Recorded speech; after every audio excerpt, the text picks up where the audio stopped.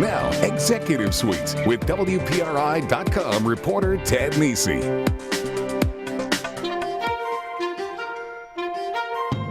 If there's one thing Rhode Island has in abundance, it's advice about the state's stagnant economy. The studies have been piling up since Eisenhower was president. But do local leaders really understand the challenge? Maybe not. One of the nation's most influential urban policy experts says the situation is even worse than you realize. He wants Rhode Islanders to stop thinking as a state and start thinking as a region. This week on Executive Suite, a different diagnosis for what ails Southern New England and a different prescription for fixing it. From the founder and editor of Urbanophile.com, Renn. Welcome to Executive Suite. I'm Ted Nisi. Aaron, thanks a lot for being here. Thanks for inviting me. And welcome to Rhode Island. You're fairly new to the area, right? Thank you. So welcome, and we'll get into your first impressions of the place, pro and con. But first, just give me a little background for the people who aren't familiar with you and Urbanophile.com. Where are you from? What do you know about? And what's the website? Well, I'm originally from rural southern Indiana, so that probably stoked my interest in cities growing up in a town of 29 people. But most of my career I spent in management and IT consulting, but always followed transportation policy, wrote a newsletter about the Chicago Transit Authority when I was there, and ended up deciding to professionalize it, started a blog, and now do policy analysis and writing and speaking about urban areas across America. And so the website's a place people should really check it out. Urbanophile.com. We'll put the link up online as well. But you write a lot of it yourself, but you have contributors coming in and people wrestling sort of in a nonpartisan first principles way with how do you get. How do you do economic development? How do you make places work well? How do you make it good for the people there? That kind of thing. Exactly. So much of the discussion about urban policy and urban challenges today is very dogmatic, or it's pushing a political program. I really wanted to have some serious, original, in-depth discussion where we're not pushing partisan solutions or we've got a policy prescription that we want to sell everybody. It's like for every city on their own terms, how can we make this place better, more sustainable, more attractive in the 21st century. Let's dive in on the city we're sitting in right now. You say the first error people might be making in thinking about Rhode Island is thinking of it as a state, as opposed to thinking about the broader metro region. You said people see themselves first as Rhode Islanders, secondly as residents of their town, and lastly, and faintly, as residents of Metro Providence. Why does that matter? Well, I think it matters for a few reasons. The first is the metropolitan area is really the unit of economic competition today. Cities and towns, states, this is not what matters in the economy. I'm not going to say borders are irrelevant, but the metro area is really the unit of the modern economy. And the best person I know articulating that, if you ever want to get somebody to talk about that, is Bruce Katz down at the Brookings Institution. I mean, they've done heroic research demonstrating the metrocentricity of the modern economy. And so that's really the key reason you need to do it. And the other thing is, I think when you think first Rhode Island, the thing that comes to mind first is we're very small and we're very unique. And it makes you think, well, maybe we'll compare ourselves to other small states in New England. Delaware maybe, or Vermont or New Hampshire. But when you think metropolitan Providence, what you quickly realize is this place actually isn't exceptionally unique. It's much like many other post-industrial cities across America, and therefore we have a lot of similar challenges, and we should probably look further afield to understand what's going on. So when we talk about the Providence metro area, for people who might not be familiar with how it's all defined, as I understand it, it's about 1.6 million people, encompasses all of Rhode Island, the state, but also includes Bristol County, Massachusetts, up there, Attleboro, in that area. That's right. So it does include all of Rhode Island, so it doesn't leave any of Rhode Island out, but it does include southern Massachusetts, which is clearly part of our economy. So you started looking at statistics for the Providence metropolitan area once you got here and you were trying to figure out, just like the rest of us, what's going on with the economy here. And we've talked before, you were pretty struck with what you found. What did you see in the statistics? Well, I think everybody knows that unemployment is high, the state's been losing population, but I think the situation is actually worse than even I thought in terms of the data. This region is far poorer, I think, than most people realize, because we look at stats like median income and we actually look okay, but we have a high cost of living. So for example, we have 51 metro areas in the entire United States with more than 1 million people. So that's my comparison set. And Providence is one of them. Providence is one of those. And so when you adjust median household income for cost of living, Providence is actually 48th out of the 49 regions for which we have data. And so it's actually poorer than New Orleans, poorer than Cleveland, poorer than Detroit. I mean, really at the bottom when you consider the high cost of living here. And then there were other statistics you looked at as well, right, about education? And right. I mean, the demographics aren't healthy either. So we rank 47th out of 51 in the percentage of the population who are children. So actually, there's not a lot of children here in our population. But so we're in the bottom 5. We're in the top 5. We're number 3 for the percentage of our population that's over 85. So we're aging. And we're also in the top 5, number 4, for the percentage of our population that is white-only, non-Hispanic, which is kind of troubling when you think of this global and more diverse century that we're in. You know, we really don't have, nor are we attracting that diverse talent base that we need. And then as we think about this as an innovation century and a technology-driven century, our college degree attainment is actually towards the low end of the spectrum. So we're 32 out of 51. So we're in the bottom half on college degree attainment. Only 29.4% of adults in this region have a college degree. Contrast that with Boston, which is number 4 in the country, 43.1% with college degrees, and much bigger, so there are many, many more brains too. So that probably explains a great deal right there why Boston has a very powerful innovation economy and Rhode Island does not. And then on housing, you looked at the housing cost, and that goes with the cost of living, very high compared to what people can afford. Right. So I think a lot of the reason that that median income adjusted is so low in the rankings is because housing costs are high here. You know, a family should probably spend no more than about 3 times their annual income on a home. But in Rhode Island, the average family buying the average home, that's the so-called median multiple, has to spend 4 times their annual income in order to buy a house here. So housing is either unaffordable, it's a high percentage of income, or simply out of reach. And how do you unwind that with a very high housing market that seems out of whack with what incomes can support? It's very difficult. Probably the root cause here, as in much of New England, is simply development restrictions. It's very hard to build here, but it's a big challenge because you can easily say, let's take off the restrictions, bring in new supply, prices will come down. Unfortunately, that really would hurt everyone who owns a home here if prices came down. And it also means that probably the people who own homes are not very interested in the market becoming more affordable. We've already taken a whack in the housing collapse, which hit Rhode Island hard. So it's very difficult, I think, once you get into some of these situations to unwind them without a lot of pain. Just read, actually, Matthew Iglesias has a new ebook out on that, The Rent is Too Damn High, which is an interesting read for people in this part of the country. We have to take a break. When we come back, we're going to talk some more about some big ideas Aaron has, some that aren't really in the discussion right now about what Providence metro area could do to reboot its economy. Stick with us on Executive Suite.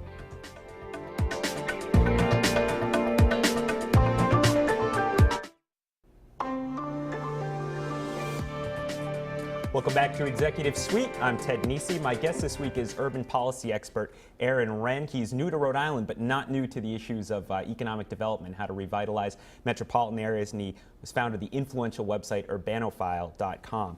And Aaron, we were talking before the break about some of the statistics you saw on Providence, Providence, again for people at home, the Providence metro area we're talking about, which is all of Rhode Island as well as Bristol County, Massachusetts. And pretty strikingly poor in a lot of ways. Don't set the place up to have any easy wins. But you do have some ideas on things that could be done that government could do that could help. But before we get to that, you think there's a question that people have to ask first? Yeah, I think the real question we need to ask is, how big is the appetite for change? And I think it's every place, as I mentioned with the housing prices, everybody who owns a home doesn't want to see housing prices go down. So there's a lot of structural incentives against change anywhere. So I think as we look at it as a community, as leaders in the community, we have to assess our appetite for change because change is going to be threatening to many people in many different ways. Jane Jacobs, the famous urbanist, had a great quote that economic development, whenever and wherever it occurs, is profoundly subversive of the status quo.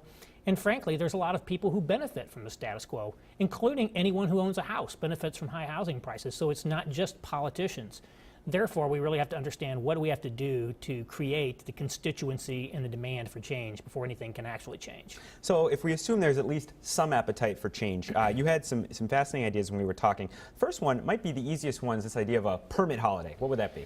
Right, so just looking at this purely from a government perspective, the first one is you have certain permits it takes to start a business. If you're a new small business, why not let new small businesses not pay for permits for the first year? Get the permit, but you don't actually start paying for the permit to the second year. So many businesses don't even survive a year. And just to acquire a bunch of permits and pay a bunch of fees up front, it discourages entrepreneurship. We should be looking to encourage entrepreneurship. So just something very simple, a 1 year only tax, kind of tax and permit fee holiday for new businesses.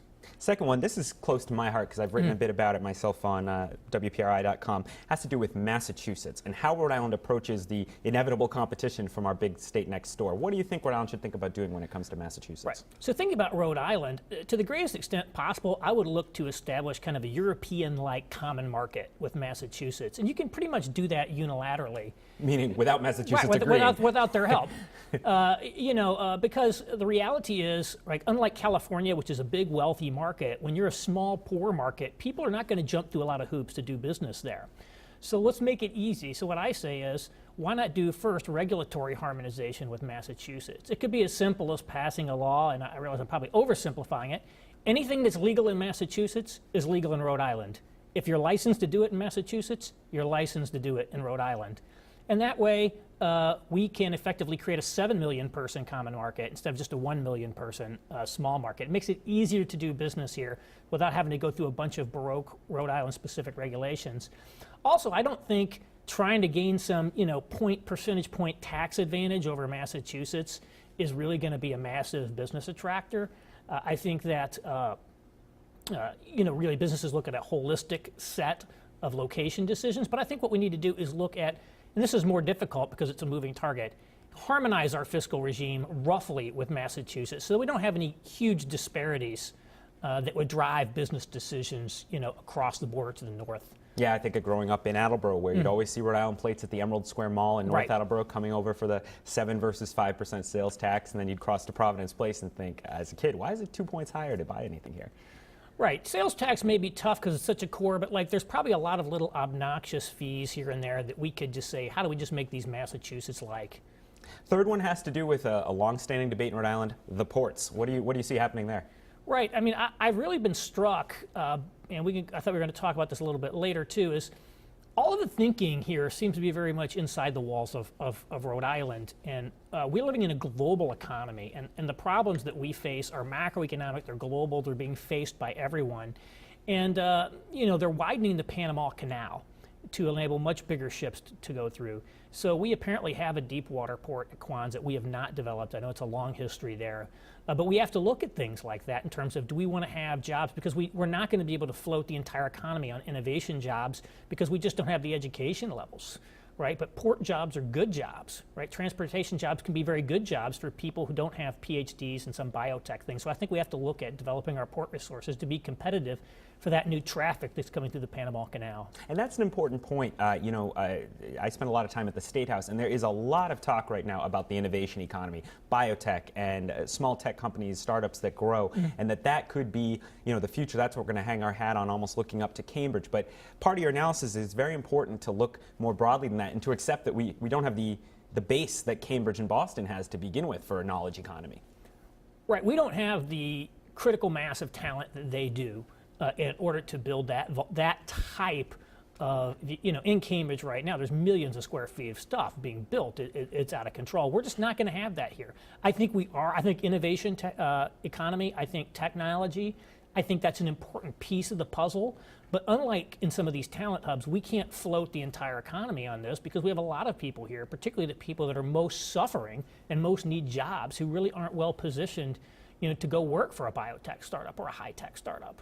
And fourth idea, and this probably is the toughest, but thinking about how we deliver government services in Rhode Island, another old debate here. Well, this is the impossible dream, and no doubt the bridge too far, but Rhode Island, this is one thing where Rhode Island as a small state really gives you unique opportunities to rethink the level of government at which you deliver services. In many states, right, the state government does some things, local government does others.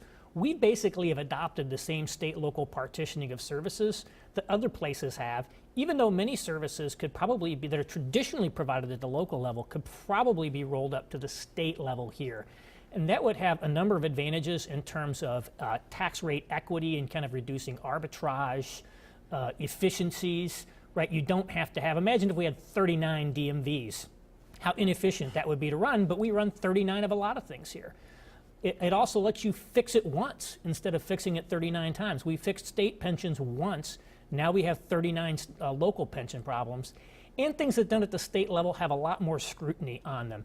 Doesn't mean there's not debacles at the state level, as we well know, but you don't have as many things like the Central Coventry Fire District or whatever that are just totally under the radar, and you wake up one day and there's a financial crisis. So I think that there would be a lot of advantages to looking at what services could we deliver at the state level, through 6 regional service delivery centers, particularly since Rhode Island doesn't even have counties. Sometimes I say regionalization is like the weather. Everybody talks about it, but nobody ever does it. Right. It's almost impossible to think about it politically here, given the New England culture. But I mean, I think those are the sorts of things. If you really want to solve the problem, you have to look at what can we do differently. All right. We have to take another break, but we will continue this conversation with Renn on some big ideas for the Providence metropolitan area's economy. He says, stick with us on Executive Suite.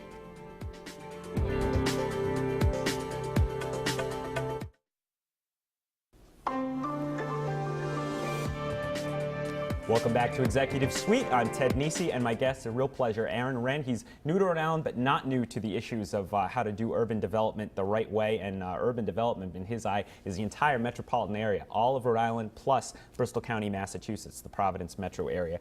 A lot of people blame Rhode Island's political leaders. They say, I saw it on the comments. You wrote a great piece for Go Local Prov, and the comments right away were, of course, Rhode Island's terrible. We have the worst politicians in the world. You don't really buy that. I don't buy that for a minute. I mean, I hear all about crooked politicians, our leaders are no good, the culture's rotten here. I see that everywhere in America. Look at Congress. You think we're worse than Congress? I mean, the fact is legislatures are difficult to get things done by the very nature of the legislative body. I don't think that our leadership is the problem. If you look at Western Massachusetts, look at parts of Connecticut, Bridgeport, New Haven, there's lots of places in this region with huge issues. I mean, fundamentally, if you don't have access to Metro Boston or Metro New York money and you're in New England, you're in trouble. And the fact that we don't have as much access as places like Connecticut, Massachusetts, and New Hampshire does is really the issue. So I think blaming our leadership is really a mistake. I don't think we've had uniquely poor leadership here. Have you seen any examples around the country of other cities that you think Rhode Island or the Providence area, I'm even doing it, should look to that have had good success? I think you mentioned Buffalo to me once. Well, I don't know if they necessarily had good success, but they're struggling with the same issues. I mean, the one I would look at is Buffalo because they're also in kind of a high-cost, high-tax state. I would also look at Milwaukee because of their proximity to Chicago, similar to proximity to Boston. And then I would look at Pittsburgh, which I know some people here have, which has some similar demographic issues. But you also say, people can look at what we've talked about and they say, this is a Gordian knot. Education is bad, the income levels, the housing system, and everything else. You think there's also ways for people who aren't part of the establishment, maybe working off the grid, to do something themselves? Right. Rather than try to tilting at windmills at the State House, why not just say, what can I do myself right now today without help from anybody? And I think people starting to do that and just take matters into their own hand is exactly what we need to see. And there's plenty of people here doing interesting things off the grid. Beta Spring, Business Integration Factory, Innovation Factory, Greater City Providence. People are doing a lot of interesting stuff. We need more of that, where we're moving the ball forward without trying to get the policies right, because that's just an inherently difficult task. Sort of a bottom-up approach to changing. Right, grassroots bottom-up change, building over time. Now, people may listen to all this and say, boy, this guy doesn't like Rhode Island at all. He'll be on the next train out when the show is over today. But you also said in the Golo piece, that's not actually true. You've seen some things you really liked while you were here. Well, first off, I chose to live here. I didn't have to move here. So I'm a resident of choice, not by chance. And I've really been struck by just how great the people are here. I mean, coming from the Midwest, my stereotype would have been it's going to be like, some Boston toughs. But really, I mean, the people of Rhode Island, the people of Rhode Island have been fantastic to me. I run into some truly first-rate people here. And so I just think the people of Rhode Island, there really is something great about them. And this might surprise people who've lived around here their whole lives. When you saw the coast, despite that being we're the ocean state, that's our thing, you were still surprised at how it looks. Right. I mean, I knew Newport, it was vaguely in my mind, but it's much better than I anticipated. Yeah. Much better than I anticipated. It's really fabulous. We need to get that more aggressively marketed. Optimists always talk about, they say Rhode Island has the assets that are going to help. They point to the universities, tourism attractions, the history of manufacturing expertise. How much do these matter, and are they enough to sort of pull the place out of the rut it's stuck in right now? We have some great assets, but I don't think assets alone are going to do it. And also, we don't have a unique collection of assets. Every city of about our size has assets they can point to. Cleveland Clinic in Cleveland, Nashville's music industry. So we don't have a particularly compelling collection of assets compared to other cities. So I think we definitely need to exploit the assets we have, like the coastline, like the universities. But as I like to say, if Yale didn't turn around New Haven, Brown and RISD are not going to turn around Providence. There's I don't know if you've read much about the 195 land that's opening up now. Have you seen any good examples of how places dealt with a sudden, ability to do a major development project? Are there key principles you'd say should be approached with how to use that? They do say it's a once-in-a-lifetime chance. Right. The key thing is to get it right from an urban design perspective. If it's all about people driving in and parking their cars, you're going to lose. It's got to be integrated into the fabric of a more urban city for a more urban century. We also had the fellow who wrote Pedestrian Observations, another pretty influential urban transit type blog. He had said when he was in Providence working at Brown that we could do a lot with the trains, that we could speed them up, and there was actually relatively low-hanging fruit. Do you think that could have a major impact? Yeah, my number one transit investment idea would be better connectivity to Boston through basically just purchasing electrified rolling stock. I mean, the commuter cars in Philadelphia will do 100 miles an hour with very fast acceleration and deceleration. Simply, we already have the line electrified to high-speed standards because of Amtrak. All we have to do is buy new train sets and build high platform in Massachusetts, and we have a phenomenal opportunity to connect to Boston in, say, 40 minutes instead of an hour. So the core of your message, Rhode Island and the Providence area is not sunk. I don't think so. I mean, it's going to be a long-term turnaround. Pittsburgh, look at Pittsburgh. They are turning around, but it took them 30 years. We can do it. It's a long-term game, but this place is definitely not a lost cause. I mean, anybody who says it's hopeless is out of their mind. And so people also need to be maybe more patient than they feel right now when they see unemployment so high.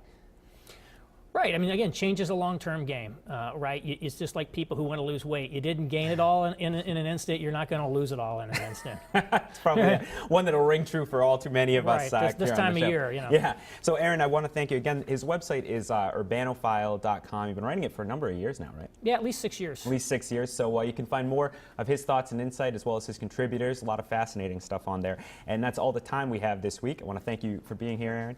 Thanks for having me on. If you missed any of this show or any other episode, you can catch all those on WPRI.com. And we'll be back next week and later in the month with more shows. Thanks for tuning in. And I'm Ted Nisi. This is Executive Suite.